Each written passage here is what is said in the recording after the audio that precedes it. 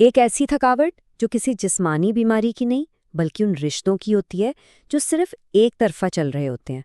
हाँ, आज हम बिल्कुल इसी खामोश थकावट पर बात करने वाले हैं जो जाली दोस्तों की वजह से पैदा होती है। एक क्लिनिकल माहिर नफ्सियात की नज़र से अगर देखें तो ये खोखले रिश्ते सिर्फ हमारा वक्त ही ज़ाया नहीं कर रहे होते, बल्कि खामोशी से हमारी जहनी सेहत और हमारे असाबी निज़ाम को अंदर ही अंदर दीमक की तरह खा रहे होते हैं। तो चलें बिना वक्त ज़ाया किए सीधा इस मौजू की गहराई में चलते हैं। इस तज्ज़िये में हम 4 अहम मराहिल से गुजरेंगे। सबसे पहले इस जाली दोस्ती की क्लिनिकल तशख़ीस, फिर लोगों को खुश रखने की इस पुरानी आदत और इससे जुड़े सदमे का जिक्र, इसके बाद अपने मौजूदा सोशल सर्कल का एक्सरे, और आखिर में सबसे अहम बात, शिफायाबी और अपनी खोई हुई कद्र को वापस कैसे लाया जाए। तो शुरुआत करते हैं पहले हिस्से से, यानी इन जाली दोस्तों की तशख़ीस और उनके नफ्सियाती नुकसानात।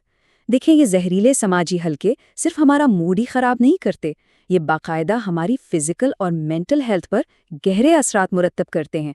ये कोई सुनी सुनाई बात नहीं है, बल्कि साइंस इस बात की पूरी तरह तस्दीक करती है कि ये रिश्ते हमारे जिस्म के अंदर कैसा तूफ़ान खड़ा कर रहे होते हैं। ज़रा इस नंबर पर गौर करें, 63%। UCLA की एक हैरानकुन रिसर्च बताती है कि ये एक तरफा और जाली दोस्तियां हमारी एंजाइटी यानी बेचैनी में 63% तक का हौशरबा इजाफा कर सकती हैं। मतलब आधे से भी ज़्यादा का सीधा सीधा इजाफा। हम सोचते हैं कि दोस्त तो खुशी का जरिया होते हैं, लेकिन हकीकत में यही वो लोग बन जाते हैं जो हमारी सबसे बड़ी जहनी उलझन की वजह होते हैं। और अगर ये काफ़ी नहीं था तो हार्वर्ड की एक और तहकीक के नतायज सुन लें। जब हम ऐसे जहरीले लोगों के इर्द गिर्द होते हैं तो हमारे जिस्म में स्ट्रेस हार्मोन यानी कोर्टिसोल 50% तक बढ़ जाता है।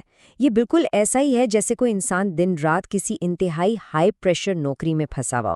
हमारा अपना जिस्म उन रिश्तों को एक खतरे की घंटी समझता है और मुसलसल एक दिफाई हालत में यानी अलर्ट रहता है।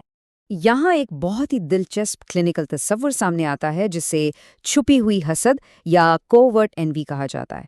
सोशल कंपैरिजन थियरी हमें बताती है कि एक जाली दोस्त की अना किसी दूसरे शख्स की कामयाबी को अपनी ज़ाती नाकामी के तौर पर महसूस करने लगती है। वो कभी खुलकर मुखालिफत नहीं करेंगे, बिल्कुल नहीं। वो तो मुस्कुराहट के पीछे छुप कर वार करेंगे। मुबारकबाद भी देंगे तो उसमें एक अजीब सा तंज या शक का बीज ज़रूर बो देंगे। और यही वो खामोश रवैया है जो हमारी सारी पॉजिटिव एनर्जी को निचोड़ लेता है।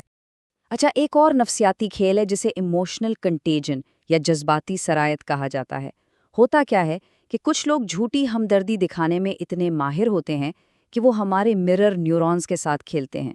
वो हमारे चेहरे के तासुरात और लहजे की बिल्कुल हूबहू नकल उतारते हैं। इसलिए नहीं कि उन्हें वाकई कोई परवाह है, बल्कि सिर्फ इसलिए ताकि वो हमारी जज्बाती दुनिया में घुस सकें और हमारा एतमाद जीत लें। ये कोई सच्ची हमदर्दी नहीं है, ये बस एक सोची समझी हीरा फेरी है। अब आते हैं अपने दूसरे हिस्से की तरफ। आखिर इंसान इस हद तक इन जहरीले रवैयों को बर्दाश्त करता ही क्यों है? इस सवाल का जवाब हमारे बचपन की कंडीशनिंग और अटैचमेंट थियरी में बहुत गहराई तक छुपा हुआ है। अक्सर हम ये सारी ज्यादतियां सिर्फ इसलिए सही जाते हैं क्योंकि हम अंदर से ये मान चुके होते हैं कि मोहब्बत और ताल्लुक मुफ्त नहीं मिलते, इन्हें साबित करना पड़ता है और उसके लिए अपनी ज़ात की कुर्बानी तो देनी ही पड़ेगी।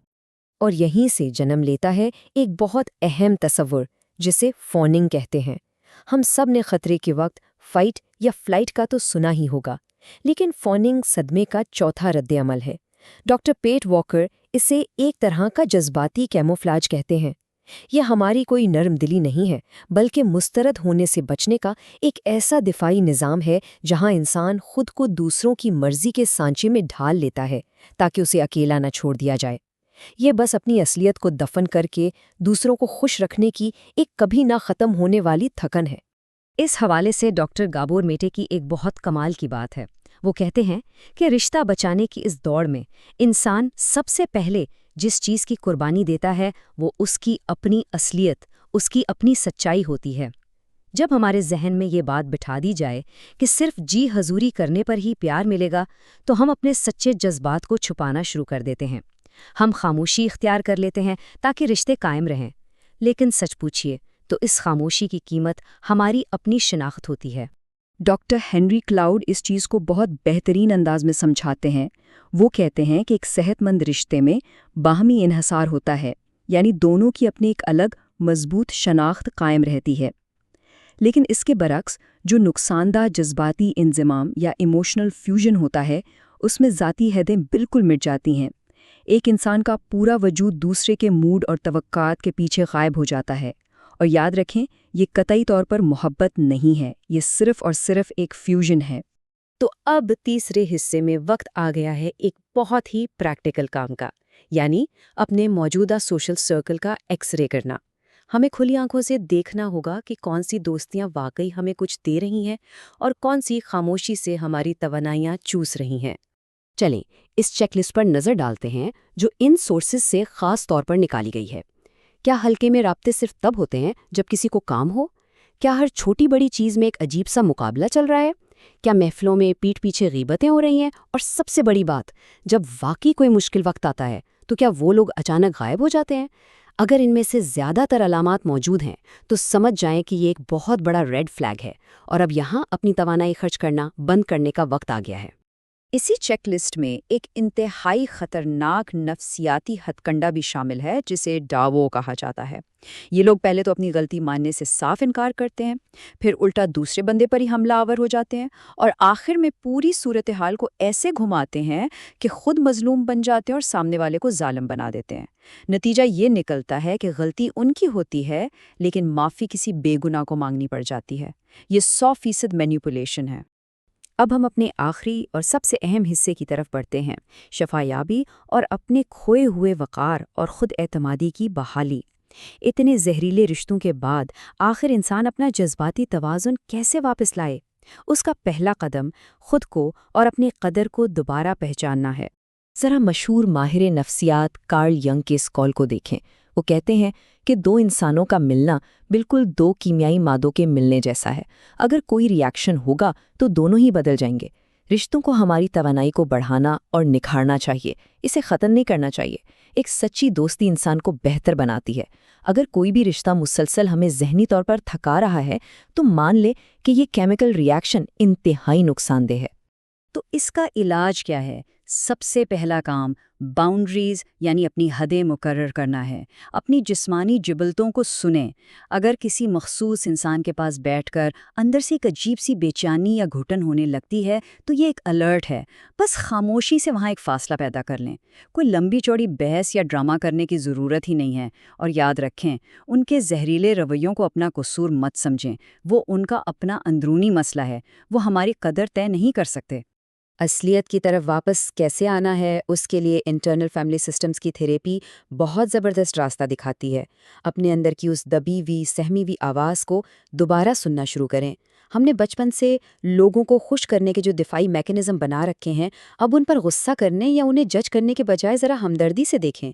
ٹھیک ہے، انہوں نے کسی وقت میں ہمیں تنہا ہونے سے بچایا ہوگا، لیکن اب وقت آ گیا ہے کہ انہیں پیار سے رخصت کیا جائے اور خود کو معاف کیا جائے۔ ڈاکٹر بیسل وین ڈیر کول کی کتاب the body keeps the score کا حوالہ دیں تو وہ کہتے ہیں کہ ہمارا جسم کبھی جھوٹ نہیں بولتا۔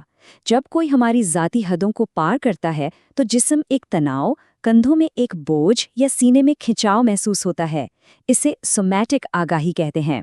ہمارا دماغ شاید مصلحت پسندی میں آ کر کہے کہ کوئی بات نہیں، درگزر کرو، لیکن ہمارا اعصابی نظام فوراً سچ بول دیتا ہے۔ ہمیں بس اپنے جسم کی اس سچی آواز پر کان دھرنے ہیں۔